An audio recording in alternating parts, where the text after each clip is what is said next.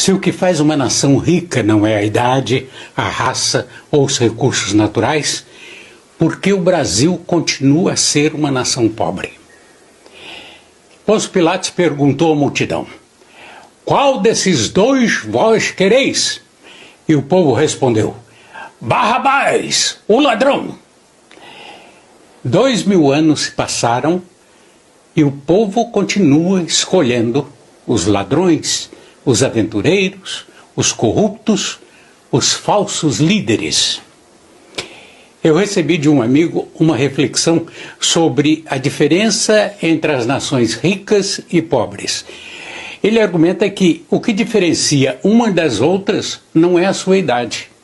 Índia e Egito, por exemplo, têm mais de 2000 anos e ainda são países pobres.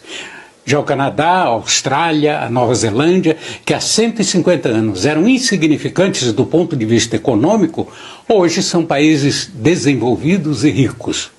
Frisa também que essa diferença não depende dos recursos naturais disponíveis, visto que o Japão, com um território limitado, com 80% de montanhas, é a segunda economia mundial.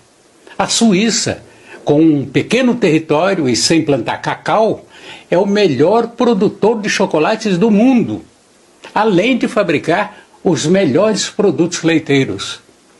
Fatores raciais ou de cor, segundo ele, também não têm importância.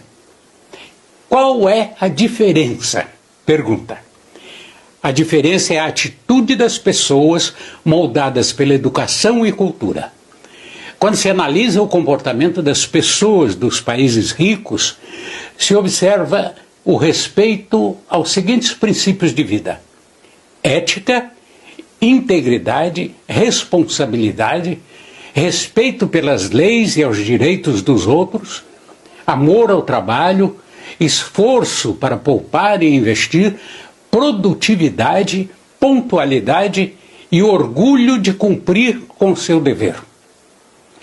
Em países pobres, uma pequena minoria segue esses princípios básicos em sua vida. Estamos neste estado socioeconômico precário porque queremos levar vantagem sobre tudo e todos e também porque sempre raciocinamos assim: não é problema meu.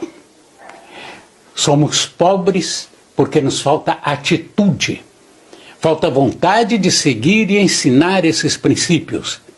E ele encerra a reflexão dizendo que deveríamos ler mais e agir mais. Só então seremos capazes de mudar nosso estado precário. Há 2000 anos, Públio Marco Cévola, eleito cônsul na República Romana em 175 a.C., disse o seguinte: assisto com isenção de ânimo à decadência constante da minha pátria. Quando uma nação se torna corrupta e cínica, preferindo o governo dos homens e não o governo da lei, aí é que começa a sua destruição. O homem nunca aprende com a história das nações que pereceram no passado. Segue o mesmo caminho em direção à morte. É de sua natureza que é inerentemente má. Vamos pensar nos representantes do povo. Quem recebe os votos do povo? O homem virtuoso ou o homem mau, que é extravagante em suas promessas? Invariavelmente, o homem mau. Nem importa que o mal cumpra ou não cumpra as suas promessas. O povo não liga e nem tampouco se preocupa em lembrar-se delas.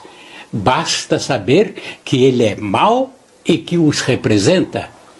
As multidões estão mais à vontade num clima maligno do que num clima de bondade, que os constrange e decompõe, pois é contra a sua natureza. Você percebe que uma nação é pobre e está em decadência quando a maioria de sua população prefere ser governada por um ladrão convicto, um grande corrupto da história, com patrimônio incompatível com o cargo que exerceu, um homem mau, um Barrabás. Você percebe que uma nação é medíocre quando sua população, que se diz contra toda forma de corrupção, vota em candidatos já denunciados e que se perpetuam no poder. Você percebe que uma nação é corrupta quando membros da mais alta corte de justiça preferem o governo dos homens e não o governo das leis. Quando, sob o seu ponto de vista, os corruptos legalmente condenados merecem perdão. Você percebe que uma nação é pobre, medíocre, decadente e corrupta quando seus cidadãos não se fazem respeitar, não respeitam o próximo, não têm a mínima educação, querem levar vantagem em cima dos outros, não têm ética, integridade, responsabilidade e muito menos respeito às leis.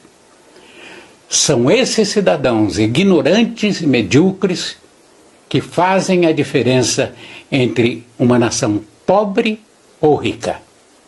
O futuro jamais chegará a essa nação. Seus habitantes não deixam e não agem. Não é problema meu.